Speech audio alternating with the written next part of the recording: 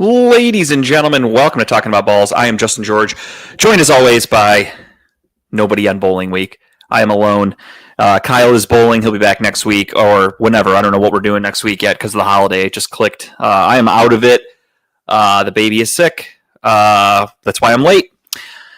We had a nice time in our trip over the weekend. We went out of town. Like I told everybody, we were doing a nice little surprise. It was nothing special. I didn't want it to get overblown and anybody think that we were going somewhere great. We went to just a small town. I really enjoy just going to a small town. If you have a couple bars, dive bar, restaurants, some things to do, that's all I need. I'm a very simple guy. So we went to basically Toledo area, right by Bowling Green. In Perrysburg, Ohio, is where we went. So Friday rolls around. I leave work early. I got out at 11, specifically to go early to get tattooed. So I went and got a couple tattoos for Black Friday, and then I came home, got ready, and then we drove an hour and a half to Perrysburg, where I had a very nice hotel, if I'm being honest. I really was happy with the hotel. The hotel was in the middle of their version of Crocker Park. It's called Levis or Levis. I don't know how you pronounce it. But it was awesome. It was really nice, really cool. We went there, spent the day, Friday night, went out to eat at a really, really good pizza place. Shout out to Basil Pizza and Wine Bar. Fantastic food, fantastic drinks. We went there Friday, went back to the hotel, and tried to sleep. Teddy had other plans. Now in hindsight, I'm wondering if it's because of her sickness or if it was just because we had her in we brought a pack and play for her to sleep in. It's like a travel crib, if you will. So we had her sleeping in that. She did not like it, so she would not sleep in it. So we were both basically up every night, each night of the vacation. But it is what it is. We came home and Tara passed out. She asked if she could take a nap during the Browns game, and I was like, yeah, that's fine. I'll watch Teddy. It's cool. She slept for about 4 hours. So that shows you how tired we were. And then, before that, we went out to eat Friday night. Saturday, we got up. We hung around the area, went out to breakfast at a local place, walked around the shopping area. Then we went back to the hotel. I specifically booked this hotel because it had an indoor pool. Teddy loves to swim, so we took her swimming for a little bit. Then we got ready, and then we went to the main reason we were going was in Grand Rapids, Ohio, which I personally have never even heard of until I Googled everything before I went for this trip. And we ended up at their Light Up the Night Christmas. God damn, am I tired? Their Halloween, or their, Light Up the Night, their Christmas parade. Jesus. They put on a really cool little get together in this very small Main Street town. It's a very small town. It's like 2 blocks, the guy was telling me. And they had bars, a winery. They had people driving down with golf carts and the covered in Christmas lights and shit like that. It was really cool, really fun time. Teddy loved it. She had a blast. People were so impressed with her and her good behavior that we went to a bar. And we made a couple friends, a nice older couple. We talked to them for a little bit, small world. The one said, where are you guys from? And we said, the Cleveland area, specifically Strongsville now we live in. And she's like, oh, I wonder if you ever heard of Parma Heights? Because I have a cousin that grew up in Parma Heights. And I said, yeah, I'm actually born and raised in Parma, Ohio. So not far at all, literally next door. So they were like blown away. They hung out with Teddy for a little bit. They were super nice. And then as I was asking for the check, they said, oh, no, that couple took care of it before they left. Like, holy shit, that's so nice. So we had a great time. Went back to the hotel and then spent our Saturday night just watching movies. We bought a couple bottles of wine to drink because obviously we can't stay out late anymore with the baby unless we had somebody watching her, which we didn't. So we just went back and hung out at the hotel, which was cool. Got up Sunday, grabbed breakfast, drove home, made it home for the Browns game, and then the rest is history. Monday rolls around, and Monday afternoon, I get home from work, and Tara goes, Teddy's nose is starting to run again. She's kind of seeming sick. And I'm like, maybe just a little runny nose. It'll pass. Not a big deal. She progressively got worse and worse by the minute to the point where Monday night would not sleep at all. Monday was my night to take care of her. She woke up at about, I think 2:30. Or no, I'm sorry. She woke up at like maybe 12:30. And then I was in there rocking her to sleep, holding her. She would not let me put her down till finally about 2:30. I had to get some sleep. I had to get up for work at 6 o'clock. So I go into the bedroom and I put her down. I go into the bedroom. She's crying and I'm laying there and I'm like, I'm going to try to let her put herself to sleep. Not happening. Finally, Tara gets up. Tara goes to take care of her and Tara goes, hey, she's got a fever. That's why she's being so fussy. And I was like, fuck, here we go. So then we put her in the bath to cool her down a little bit. We're up all night with her. Tara, the trooper, stayed up with her.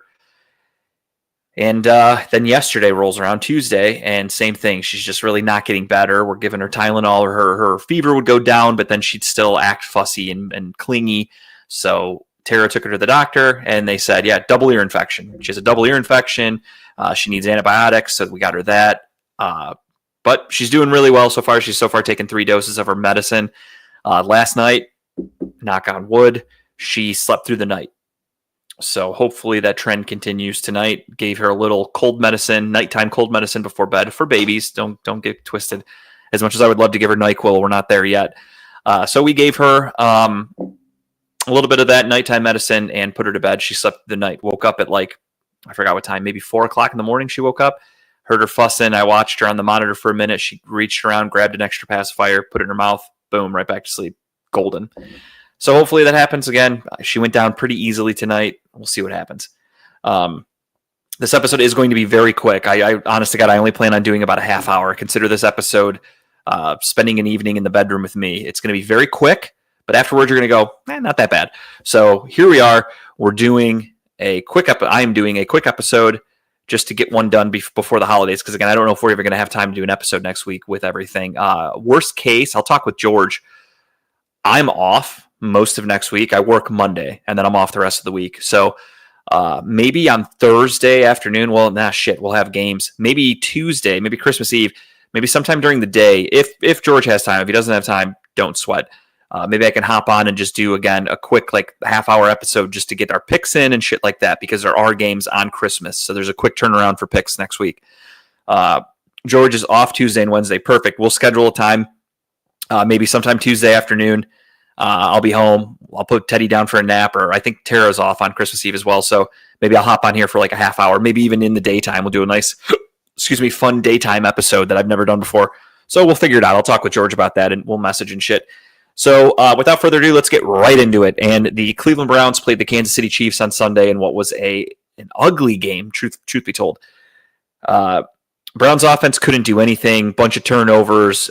Nick Chubb fumbled. Nick Chubb dropped a pass that led to an interception. Jameis Winston threw multiple interceptions on his own just from horrible decision-making. He was benched officially for DTR, who will now start this week against the Cincinnati Bengals and presumably for the rest of the season. Nick Chubb broke his foot on a non-contact play. Was just doing I think it was a play action. He took a step to make a block and immediately started limping. He has a broken foot. He will miss the remainder of the season. Was that his last snap as a Cleveland Brown? Only time will tell. Other than that, the Browns defense played relatively well. They kept the Chiefs kind of in check, holding them to, I think it was 21-7 was the final score. I honestly don't even remember at this point, because again, I came home so fucking sleep deprived. Even Tara was like, hey, after the Browns game, when I wake up from my nap, you can go take a nap. And I was like, I don't nap, dude. I'm just going to deal with it. So I powered through, but it's catching up to me. Not going to lie to you. Very tired. But yeah, so the Browns lose to Kansas City expectedly, which, 21-7 was the final score. My apologies. I don't get the reactions coming out of the fans currently. It makes no fucking sense to me, guys. Do you really think that a 5-12 season is better than a 3-14 season? No, it's not. At this point, the season is over. We're officially eliminated from the playoffs. That happened weeks ago. Lose. Get a better draft position, because don't look too far ahead, but the Titans and Jaguars play again. They're both ahead of the Browns. The Jags and the Las Vegas Raiders, I still always call them Oakland.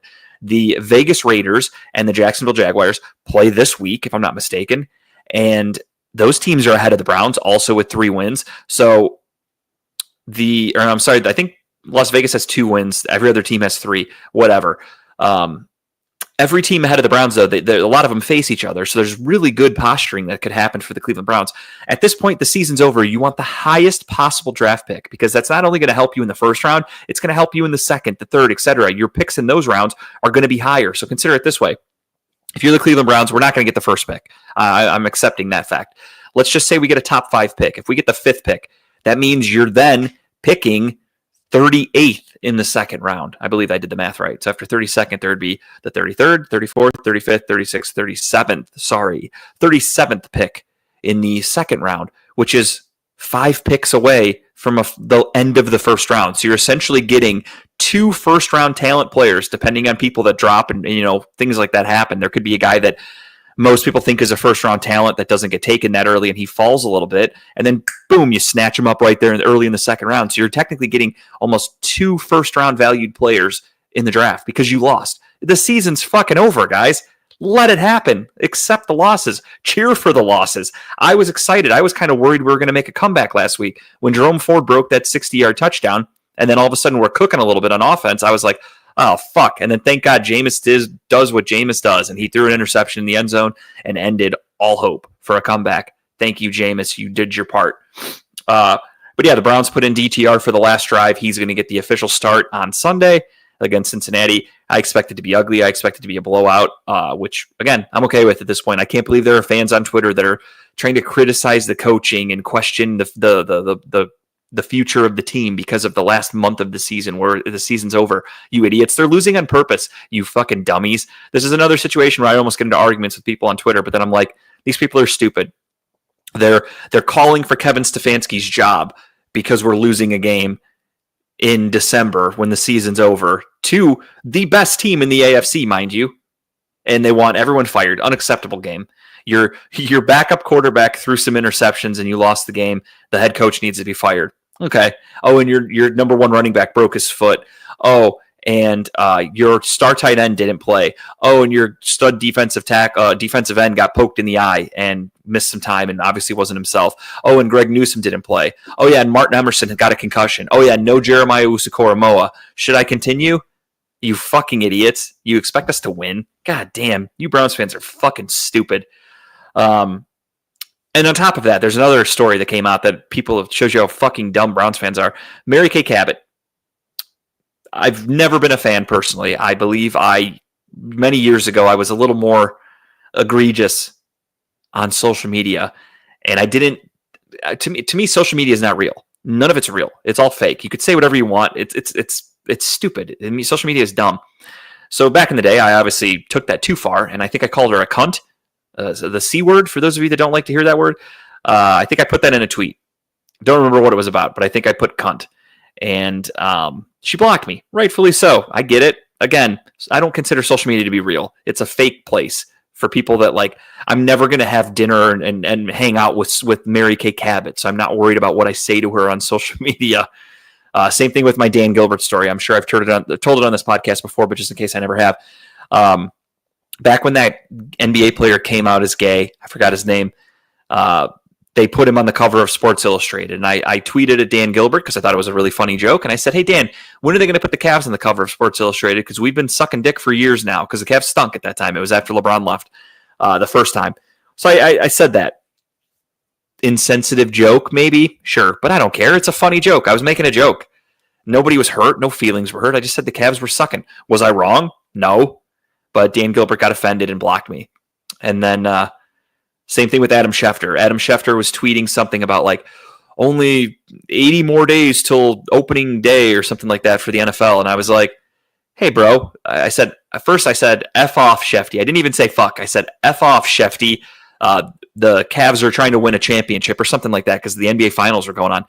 And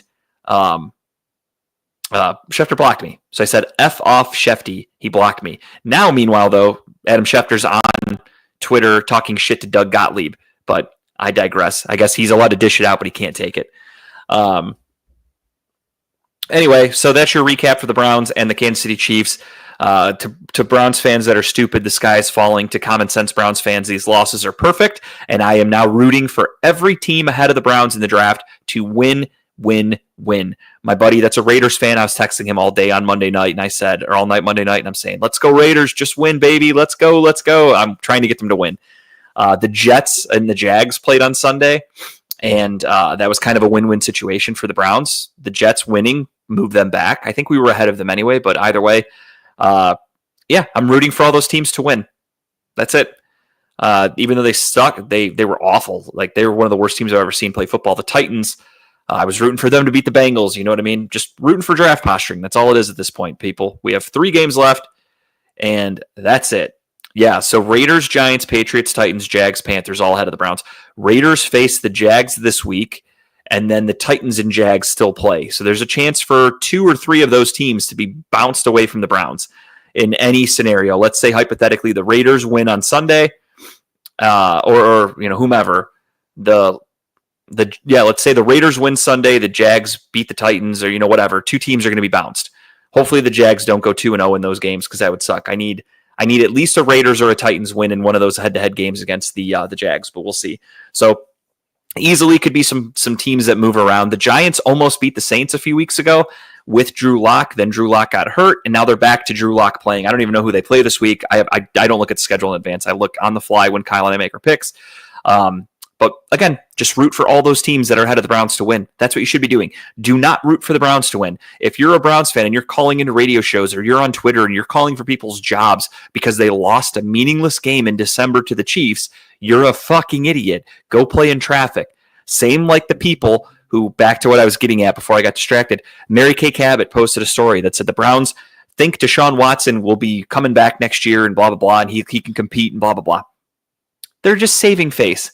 They're not cutting Deshaun Watson. That would be a huge, huge, huge cap hit. They're going to keep him on the team. They're also not going to come out and say, hey, we're keeping Deshaun and he's never going to play again, because the NFL Players Association, well, there's not much they can do about you benching a player, but it wouldn't make for a good chemistry around the locker room if you tell Deshaun Watson you're never playing again and he comes to practice and tries, and I don't know, it's just a bad look. You don't want to do that because it makes other players not want to come to Cleveland. So they're just saving face. They're saying Deshaun will be here next year, which of course he will be because of his contract. Do I think he has a shot at playing? No, I don't. So everybody needs to calm down. But of course, because that article came out from Mary Kay Cabot, people are freaking out.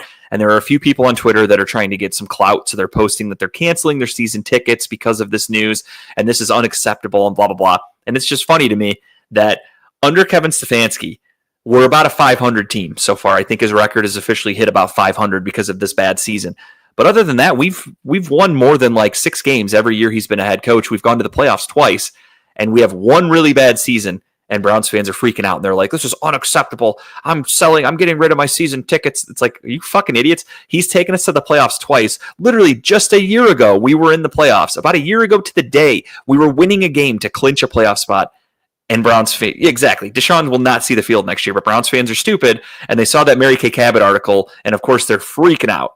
So they're saying they're canceling their season tickets. But fun fact, I went down the rabbit hole of one of the guys. I forgot his name. I think it was Always Positive J, I think his name was, on Twitter.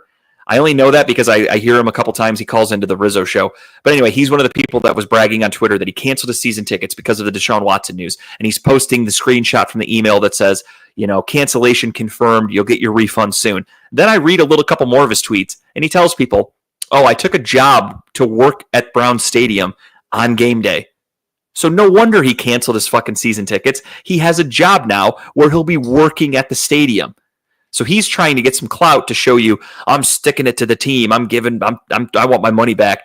A, you fucking liar. You took a job, so you don't need the season tickets. B, there's a waiting list for season ticket holders. Your tickets were sold the minute you refunded them to the Cleveland Browns. So they don't give a fuck that you canceled your ticket plan. So everybody that wants the clout on social media, more power to you, but I'm not falling for that bullshit. All right, George, since we are doing a quick episode, let's quickly get into the recap of last week. There were some really good games around the NFL. We, of course, had the Thursday night football game, which sucked because of the weather, but the Rams hold on 12-6. The Dallas Cowboys beat up on the Carolina Panthers. Yeah, that's true. Don P, shout out. Thank you for checking in, by the way. Yeah, Browns fans in the offseason, they always say, I'm never watching again. The stadium's going to be empty next year, and then it's fucking packed. The Muni Lot's going to be packed for opening day next year. Cowboys win 30-14 in the game, which is kind of funny because the Panthers were favored for some reason. Don't understand how Vegas got that wrong that badly. Chiefs win 21-7. The Dolphins lose to the Texans 20-12. The Jets hold on to beat the Jacksonville Jaguars 32-25. The Washington Commanders hold on to beat the New Orleans Saints 20-19 in a kind of a weird game where the refs fucked up. The refs gave the Saints an extra 10 seconds when the clock should have been running, and that led to them almost winning the game. So that would have been an interesting one had they successfully converted that 2-point conversion. The Ravens beat up on the Giants 35-14. The Bengals beat the Titans 37-27 in a game that had 10 total turnovers. Ugly game. Which, hey, I mean, in our defense, Jameis Winston almost had 10 turnovers himself too. So kudos. Cardinals win 30-17 over the Patriots. The Denver Broncos beat up on the Colts 31-13. The Buffalo Bills hold on to beat the Detroit Lions 48-42 in a really, really, really good game and could potentially be a Super Bowl preview. Dan Campbell, as I've always said it, really fun head coach, but he does some shit that if it doesn't work, will cost him games. When it works, it's awesome. When he went for it on 4th down last week against the Packers, everybody and their brother was like, this guy's got fucking balls. What a great move. Had he not converted, there's a good chance they lose that game. Made some dumb decisions in this game. What happened? They backfired and they lost. And what happened right after the game? Everyone started questioning his decision making. I've been saying it for fucking years. That's how Dan Campbell is. He's I'll give him credit. He sticks to it. That's what cost him a playoff game last year because he takes chances. Baker and the Buccaneers beat up on the Chargers 40-17. And of course, this is the game once a month. Baker has a really good game and Browns fans go crazy and claim that losing him was the biggest mistake ever and blah, blah, blah. And this was the game. So rinse and repeat. We'll see this again. Mark your calendars in about a month. Steelers get the shit kicked out of them by the Philadelphia Eagles 27-13. The Steelers are frauds. Let's be honest. Steelers are a fraudulent team. They'll do the classic Mike Tomlin thing. Get into the playoffs, lose in the first round. Get into the playoffs, lose in the first round. Congratulations. Packers beat up on the Seahawks 30-13 on Sunday Night Football, and two real stinkers of Monday Night Football games. You had the Vikings beating the Chicago Bears 30-12. Caleb Williams looks awful, and the Falcons win 15-9. But even with the victory, Kirk Cousins gets benched. Michael Penix Jr., your official starter. Another thing to keep an eye on, Browns fans, because, of course, I don't think Deshaun Watson will be a Cleveland Brown or will be playing for the Cleveland Browns next year. He'll be on the roster, but he won't be playing. Kirk Cousins becomes an interesting person to keep an eye on. No, the Browns will not trade for him because, A, he has a huge contract that we can't absorb unless the Falcons ate it, and B, he has a no-trade clause. So immediately people on Twitter started going off and going, oh, the Browns are going to trade for Kirk Cousins. They're going to trade this and trade that. What team's trading for Kirk Cousins? He has a no-trade clause. And he's not going to get traded. He is going to tell the Falcons, fuck you, pay me. He's going to be Russell Wilson 2.0. Cut me, I'll take my money, and I'll go play elsewhere. Otherwise, I'll sit here with a clipboard. That's exactly what's going to happen, everybody. So let's be realistic. The Michael Penix experiment starts this week, though, so that's exciting. Next up, though, in the first time ever, I should say, the college football playoffs are into their 12-team format, and we have it starting up. George, can you expand that photo just a touch? Actually, I will go full screen, so I'm going to lose comments for a minute, but I can't read that if I'm being honest. So, of course, you have your bye weeks of Oregon, Georgia, Boise State, Arizona State. Top four get byes. First round, Clemson and Texas. For me personally, we can reassess this next week when we do the quick little episode. But for first round, I didn't get any predictions from Kyle on this. I forgot to even ask. I put it on the spreadsheet for the show, the rundown that we're doing this, but he didn't give me any predictions. So it is Texas over Clemson, in my opinion. Ohio State, Tennessee is actually going to be a really tough matchup. The only reason I'm giving Ohio State the edge is because of the weather, and they're the home team. So in a tight game, I always take the home team. So give me the home team there. Give me Penn State to beat up on SMU, and give me Notre Dame to beat Indiana. And then everyone will advance, and we'll reassess the bracket next week. But that's my picks for week one, or round one, I should say. George, I forgot to give you the picks for football for next week, and I also forgot to bring up my notebook. So let me text the wife here. Bring me my blue notebook and pen, please. Yeah, I was going to say, it's like, yep, we definitely did not have those. Forgot to give that. So I believe I have 169 wins. I had 154 last week. I won 15. Kyle got 17 wins. This was last week. So Kyle is 166. So it's 169 to 166. I had two losses. Kyle had one, I believe. I have it all written down. I just forgot it. I was doing it while we were eating dinner, and I completely forgot. It's all right. Yeah, so we'll figure it out. George is reading on behalf of Kyle today, per usual. And here I hear footsteps. Let's see if she's got it. Hopefully so. Nope, she turned a light on. That's not great. On the dining room table. I was going to say, we noticed this week starts our Saturday games slots. So Yes, very excited about that. A couple good Saturday games, and then again we have Wednesday games for Christmas. That's exciting. I'm happy. You're not? mm, uh, I like hanging with the family. I don't want to have to worry about my NFL unless I absolutely have to. So for it being on a Wednesday, I'd rather be able to just go hang with the family and chill and not have to worry about playoff fantasy rosters and everything.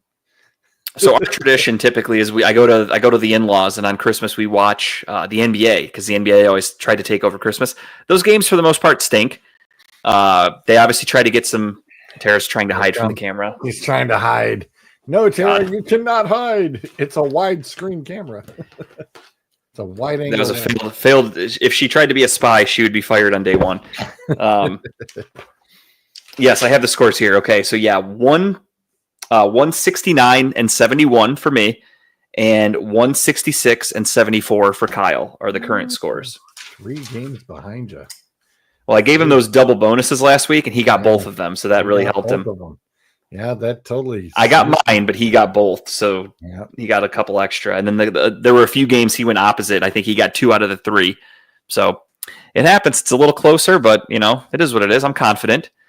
I did not look at his picks. He sent them over again. I copy and paste. He even texted me and was trying to break some of them down. And I told him, I said, dude, I didn't even look. I literally hit copy. I send it to George, and that's it. I want to be completely neutral and fair, and I'm not like, all right, well, if I just pick whatever Kyle picks, then I'm going to win. I don't do that. I play fair. I go with my gut. So I do not look at his picks in advance. And obviously that shows because how many weeks has he made big comebacks? If I really wanted to cheat and try to win this to win, I'd have had like a 10-game advantage at one point. So clearly I'm not cheating. Right. And we've got a lot of backup quarterbacks playing from this point forward. All along. Yeah, no, it's going to be ugly. This is the time of year where, again, the teams that are picking in the top 10, their season's over. Guys start to kind of go, okay, this little nagging injury that I've been playing through, I'm not playing through it anymore. So they tend to sit out. Teams start benching guys because at this point, you're all about just exploring for the future, and that's what the Browns are doing. The Browns have admitted they're benching Jameis Winston. DTR will be the starter. If, God forbid, something happens to DTR, more than likely Bailey Zappi is going to be starting before Jameis Winston touches the field again for the Cleveland Browns. They've seen enough. So, with that being said, let's really quickly get down with picks. The preview of the Browns-Bengals is going to be very quick, let me tell you that, because there's not a whole lot to preview for two teams that one team is desperately trying to keep their nose above water, and they need a fucking miracle for their seasons to mean anything. Otherwise, they're just playing themselves out of a draft pick. And I'm okay with that because fuck Cincinnati. So, without further ado, Thursday Night Football is, of course, the Broncos and the Chargers in a fun AFC West matchup. Both teams are trying to make their way into a wild card spot. The Chargers just got their asses kicked by the Tampa Bay Buccaneers. Justin Herbert's been banged up. In this game, it's close. I think, the spread is -3 for the Chargers because they're the home team. Yep. I think that Broncos defense is legit. I think the Broncos offense is legit. And I think Sean Payton is a legitimate contender for coach of the year. I don't think he'll get it because of Kevin O'Connell, but I think he's a legitimate, great head coach. He has that team in the right direction. The Chargers went from having one of the toughest defenses in the NFL to they've been kind of exposed the last few weeks.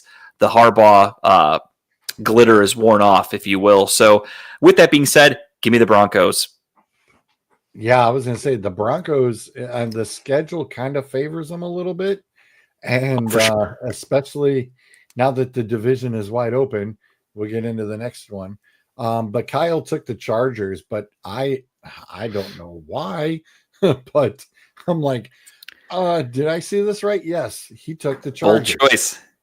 He's so confident in his picks this week. That's why he made that as a parlay. So the picture that he sent me for his picks is an actual bet that he placed. Oh my gosh, because Bo Nix quietly has been really good. He has fantastic. Really come into his own, and I'm just like, you know what? He could easily. It's going to be between him and Jaden Daniels in a tight race, or a tight vote, I should say, to win Rookie of the Year. Mm-hmm. Yep. In my opinion, it's between those two only for offensive rookie of the year. And I drafted Bo Nix in one of my fantasy leagues. I still got him too, because I've played him on a couple of weeks. Absolutely, he puts up points. Yeah, he slings it. He can rush for touchdowns. He gets points. Mm-hmm. Yeah. All right. Yep. Next up, the Saturday 1:00. I'm excited for it. We have the Houston Texans and the Kansas City Chiefs Saturday at these are the Christmas games. Nope. This is this Saturday. That's this Saturday, 1:00. No shit. I thought they were Christmas. Which games are the Christmas games? Nope. Hang on. Nope. That's this week, sir. Those are this week. The Steelers are playing on Christmas, aren't they? Hang on. Let me get I thought they were. Let me get the week 17 up. Hang on. Yeah, those guys are. Your Christmas is the Chiefs at the Steelers and the Ravens at the Texans. That's why I got so confused. It's literally all four teams just switching around. Ironically, that's why these four teams are in that predicament. Yeah, that makes sense. Making them play a day early so they get a little extra rest for Wednesday. That makes total sense. I just seeing that there, I'm like that matchup looks oddly familiar. Okay, that makes sense. I know. I was just it's like, wait a minute. Right. Yeah, that would be why. Oh, you know what? That does make sense because the reason I thought about it was on the radio, on one of the radio shows I listened to. They were talking about how Beyonce is doing the halftime show or something like that for the Houston Texans game because she's like from Houston. So I saw that and I was like, wait a minute. I thought Beyonce is doing a halftime show and I'm like, never mind. It's a different week. Okay, that's week 17. My apologies. And if it's on NBC, they won't show it anyway because, oh, no, that's right. It's on Netflix. You'll actually get to see a halftime show. Yeah. Assuming your Netflix is working and it's not like the Paul fight. We'll see how that goes. For this week, though, I said it last week. I mean, obviously they beat up on the Browns, but the Chiefs are kind of banged up, to be honest. And Patrick Mahomes practiced, but he did not look 100%. I think this is tough. I don't know. I want to take the Chiefs because it's the Chiefs in December at home. How do you pick against them? But I think on a bit of a shorter week with a hobbled Patrick Mahomes, give me the Texans. I got to do it. Kyle also took Houston. So this was one that he did text me separately and he said, I am not confident in this one, so I did not bet on it. So he's taking Houston, but this was not part of his parlay. And I don't blame him one bit. It's tough. This is a really tough matchup. Next up on Saturday, you've got the Steelers and the Ravens. Give me the Ravens. The Ravens have been able to put up a lot of points lately. They've been playing pretty well. The Steelers, again, to me, the Steelers are frauds. They do play the Ravens pretty well. But at the end of the day, I can't pick against them. So give me Lamar and the Ravens. Kyle took this is his point spread one. He took the Steelers and he's taking the points. And it's what, 6.5? It is plus 6.5. Yes, sir. Okay. So a touchdown. All right. No problem at all. All right. Next up, we're into Sunday. We have the Giants taking on Michael Penix and the Falcons. His first game ever. The Falcons do have enough talent to where he can kind of be hidden if he needs to be. Just hand it off to Bijan Robinson, to Tyler Algier. You should be fine. So give me the Falcons at home. Oh, heck yeah. I think the Falcons are going to blow them out of the water. I think Penix gets I could easily see that. The Falcons have a decent defense, too. Right. And the Giants are back on garbage. Going back to Drew Lock. It's ugly. Yeah. No consistency. It's garbage. Next up, we've got a battle of some animals here. We've got the Cardinals taking on the Panthers. The Cardinals looked really good against the Patriots, and the Panthers looked like the Panthers on Sunday against the Cowboys and their backups. Give me the Arizona Cardinals to win this one. Yeah, I'm kind of confused by the Cardinals. It's like they're Jekyll and Hyde all of a sudden. It's like, look, you have first place in the freaking division. They had first place. Yeah, they had it. It's like, put your foot on the enemy and just keep cruising. Yeah, Kyle took Arizona too. I am definitely on board with that one.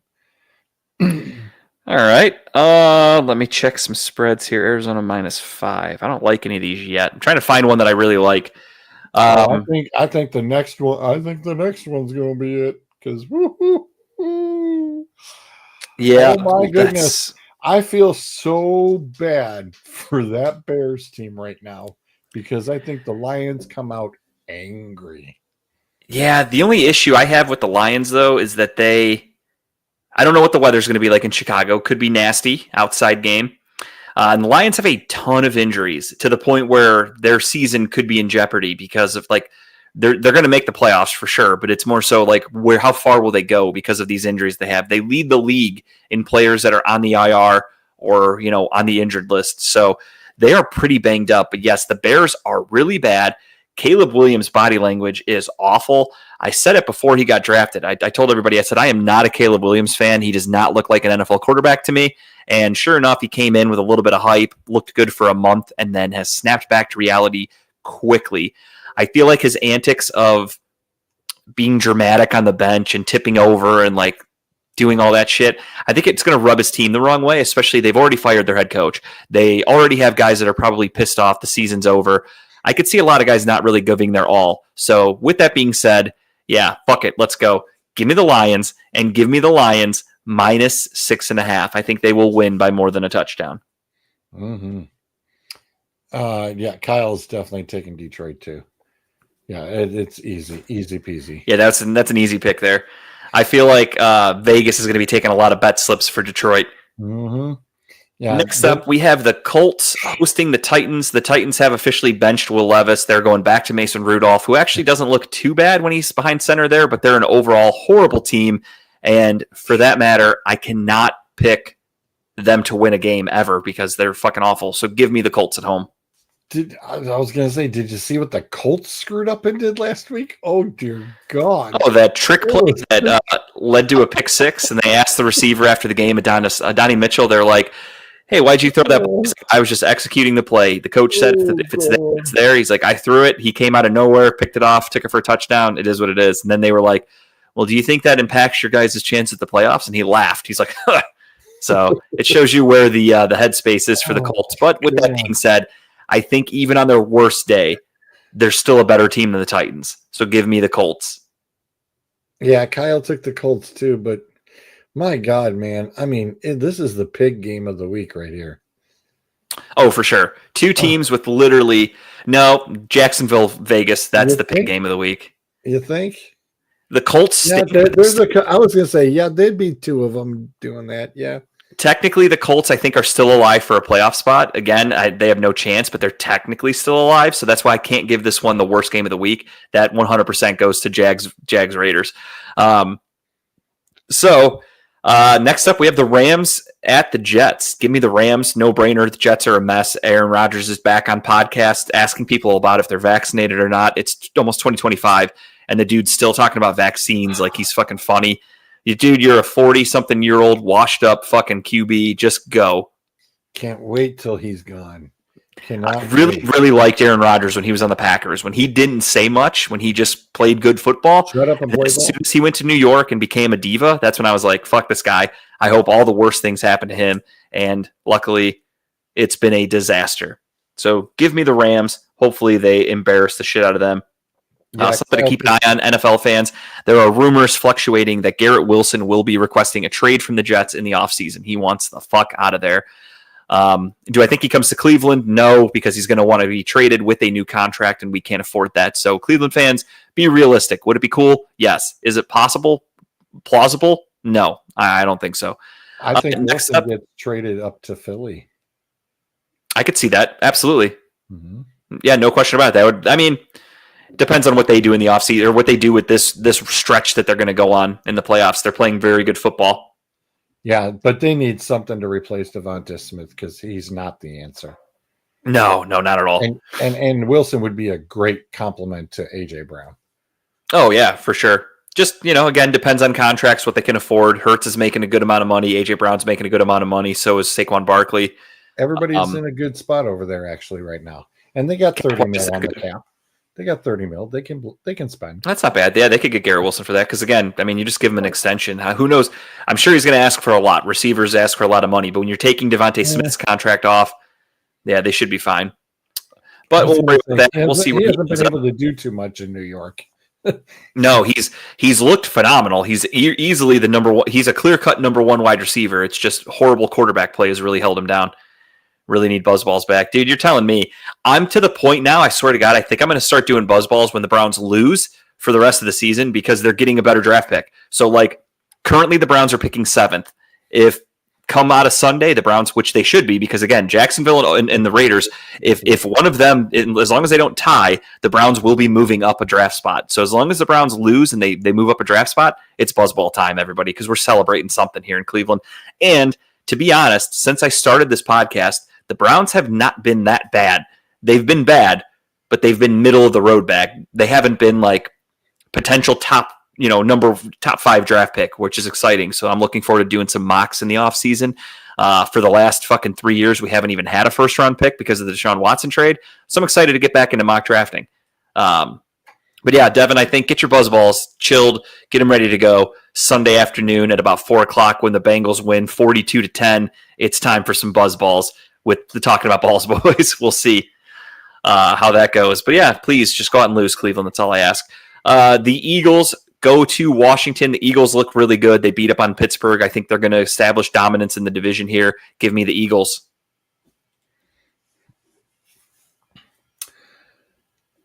Kyle has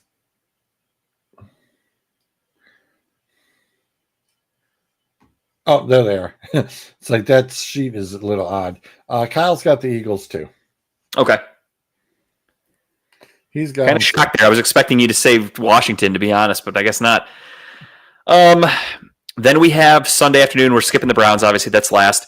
The Vikings are taking on Seattle in Seattle. Geno Smith got banged up. They had to put in Sam Howell, who looked fucking awful. Minnesota looks like the real deal. They are coming for that number 1 seed in the NFC North. Win or lose, 4 p.m. I'll be ready. Hell yeah. We're doing buzzballs on Sunday. I haven't done one in so long. I missed the taste of that pumpkin one that I did after we beat the Steelers. God damn, was that good. I need more of that in my life. So yeah, give me Skull. Give me the Vikings here. I think the Vikings are going to beat up on the Seahawks. The Seahawks are a little banged up, and I think the Vikings are the real deal. Yeah, Kyle took the Vikings too. I smell a trap game, just an FYI. I smell a trap game. I could see it. I'm just with Geno being hurt, they looked like a horrific team, and I know he practiced today, so he's going to try to play. But if he's not 100%, I think that could really spell some trouble for him. So give me the Vikings. Yeah. Buffalo, New England. This one's not even really worth breaking down. Does anybody and their brother even think about taking the Patriots? Hell to the no. Give me even Buffalo. Though Drake May is doing better. 100%. Drake May looks like he is the answer at quarterback for them, but they need another draft or two and an off season of really building around him to do anything. Yep. Agreed. 100% agreed. They need some big time wide receiver help. Absolutely.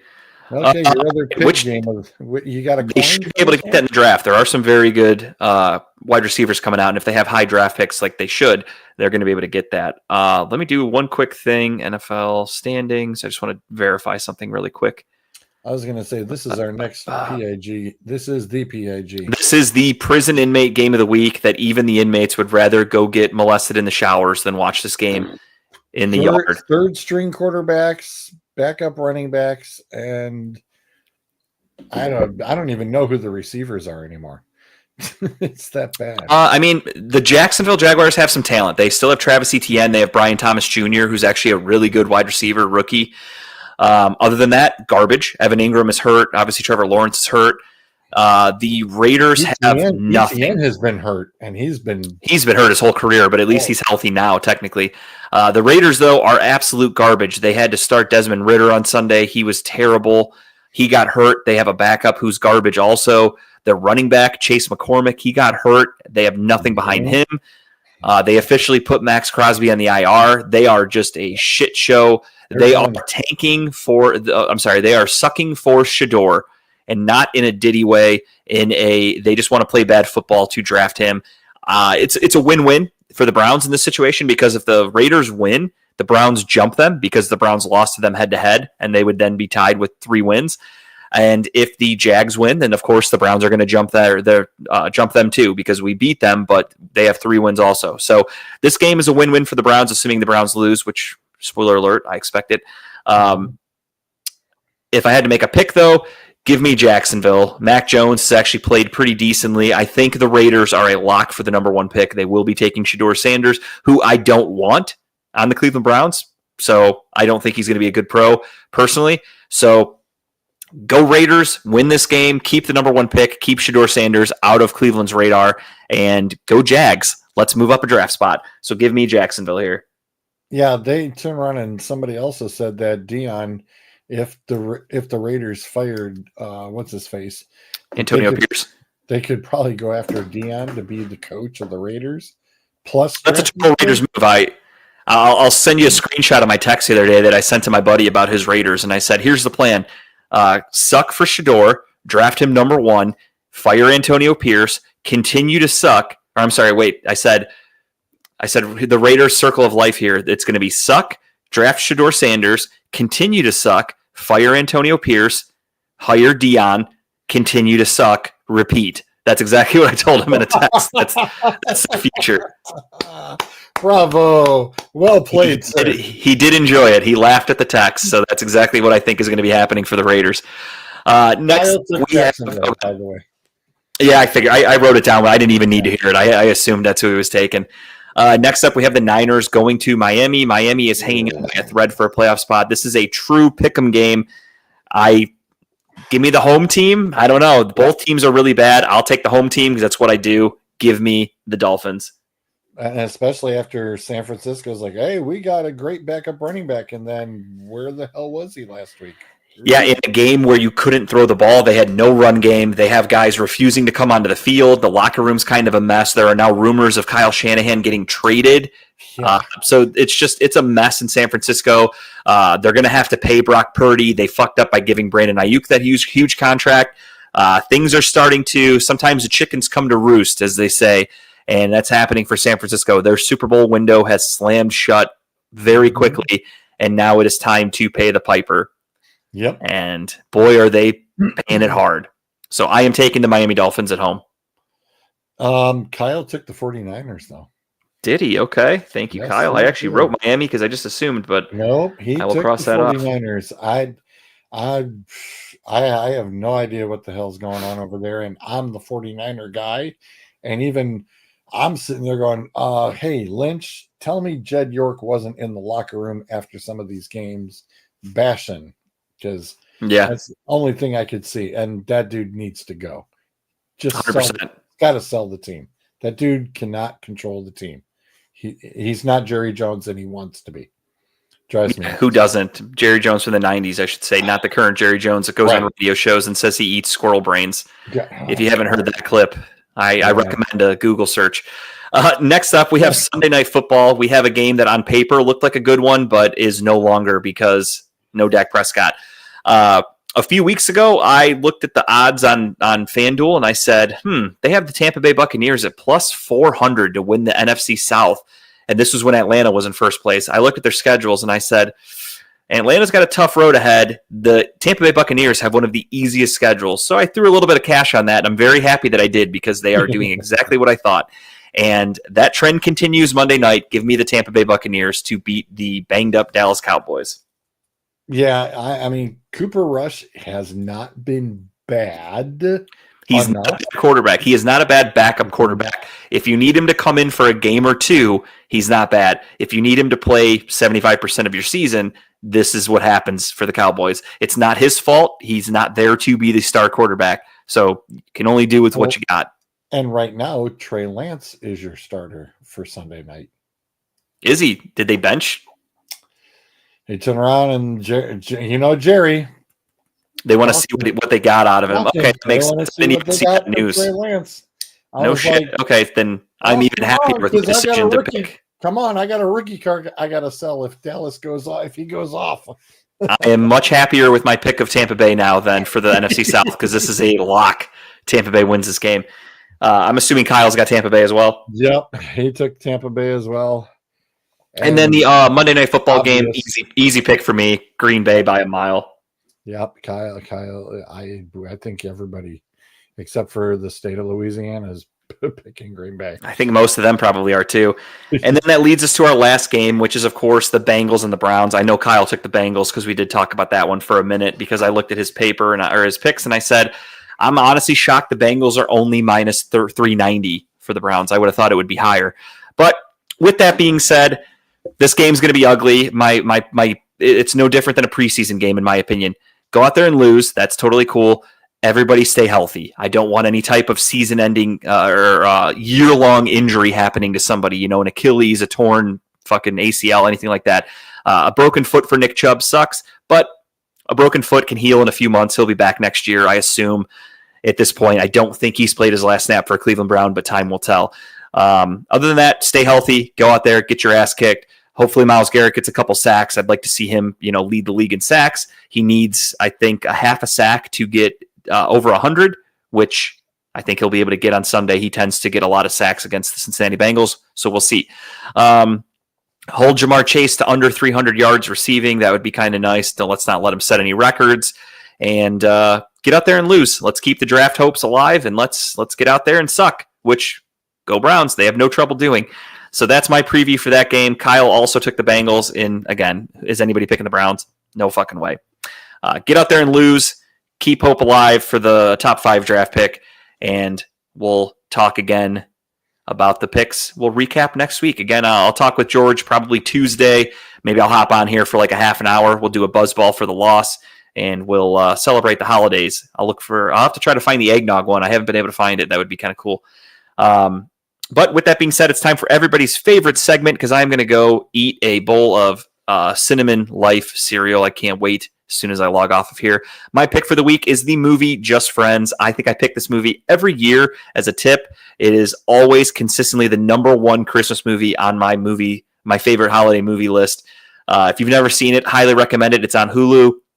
It is one of the most underrated, funny movies of all time. Yes, it's a Christmas movie, but you could watch it any time of the year. It is so quotable. It's one of the most quotable movies I've ever seen. If you don't come out of this movie going, Jamie, or he skis in his jeans, if you don't come out of here with some fucking quotes from this movie, there are so many good ones. I could sit here all day and just quote this movie.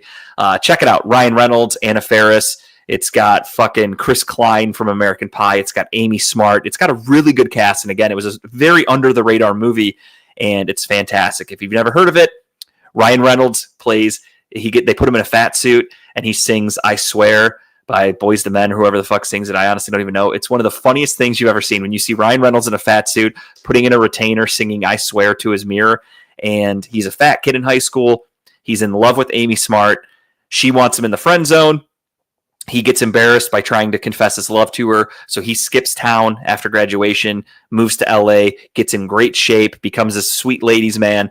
He's working with Anna Faris, who's a huge pop star, and as they're flying to Paris for the holidays, their plane breaks down, and they have to land in New Jersey, which was his old town. So he goes and stays at his parents' house, runs into all of his old friends from 10 years ago, runs into Amy Smart, feelings come back, he wants to be more than a friend, and he's nervous on how the fuck he's going to get there now because it's been 10 years. He's no longer fat.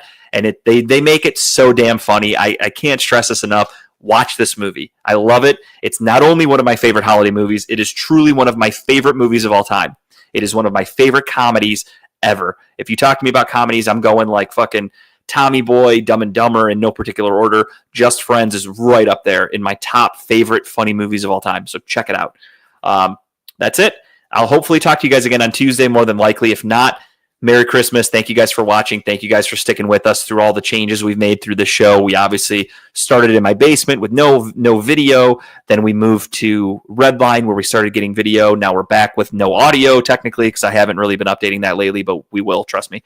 So yeah, thank you everybody.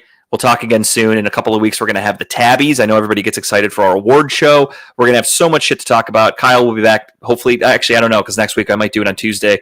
I haven't even talked to him about it yet. We'll figure it all out. But thank you guys so much for watching. I will talk to you soon. Cleveland, this was for you.